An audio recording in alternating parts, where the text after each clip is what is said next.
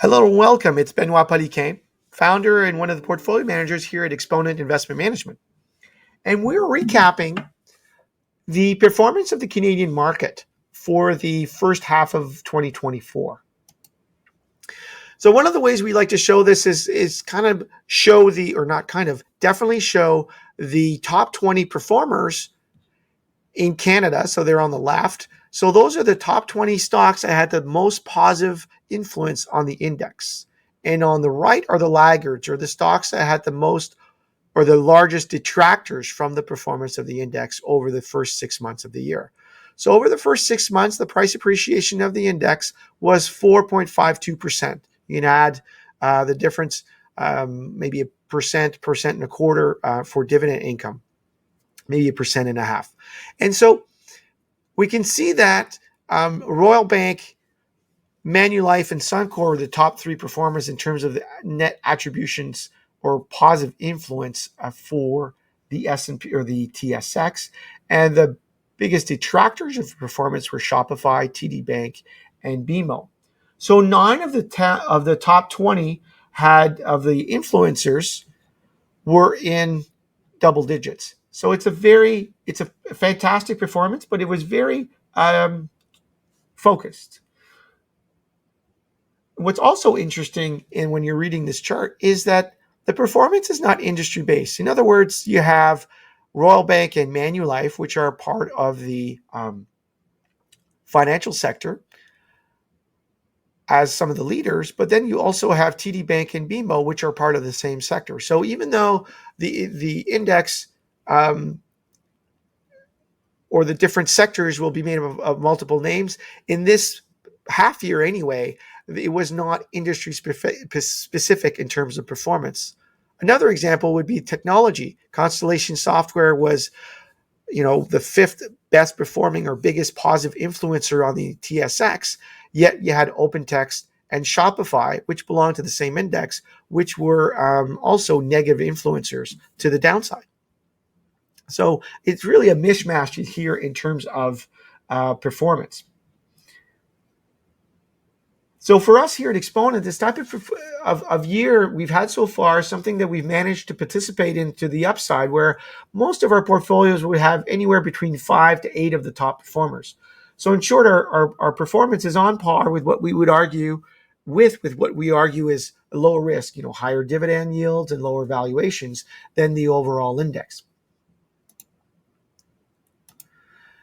Here's another chart, and I want to convey to you some of the reasons why the portfolio, while on par, might have lagged a little bit in some cases.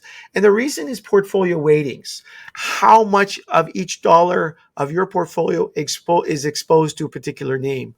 So what we have here are the top 20 stocks in terms of weight. So the yellow ones were the top positive influencers to the TSX. So Royal Bank, we mentioned, Canadian Natural Resources, or Constellation Software. And then we have TD, which is the second largest company in the Canadian market, but as we know, had a negative influence. So that's why it's not highlighted. So as we go down the list, when you make up a portfolio, not only is stock selection important, but how much capital are you willing to commit to it? So in this case, Royal Bank makes up nearly 6% of the index, with TD coming up with nearly 4%, and on the sort of the weightings go down the list. So the weights are really like ice time for a hockey player. So if your player with the most ice time has the most goals, then your portfolio, or your team in this case, will have the most goals and probably will have a really good year. So in investing, your largest portfolio weights, if they're performing the best, then you're doing very well. And in our case, we're happy to report that a lot of their best performers on the Canadian names were of significant weights. So the challenge is, what do you do next? Why do you continue sort of portfolio management? Why don't you just pick the top 20 stocks and leave it there? And that's an interesting question. It comes up quite a bit. And the answer is, industry fortunes, company fortunes change. So what I have here is a 2024, the same top 20 names, but then I went back to 2014, 10 years ago. And the names in green are the ones that show up in both lists. So there's 13 names highlighted in green, meaning there's 7 new names, or roughly 35%, or a little bit more than a third of the names change. So there's change, an absolute change in terms of the names or composition of the list.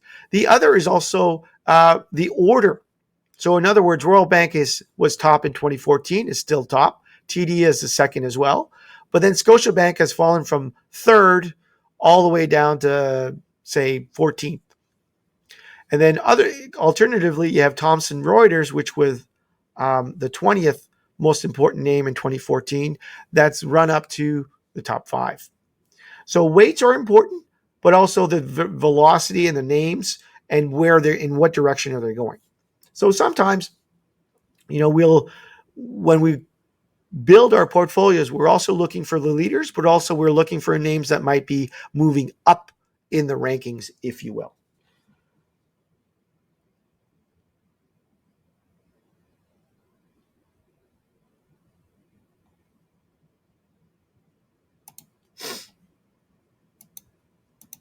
So thank you for watching. The next video is the same performance attribution, but for the S&P 500.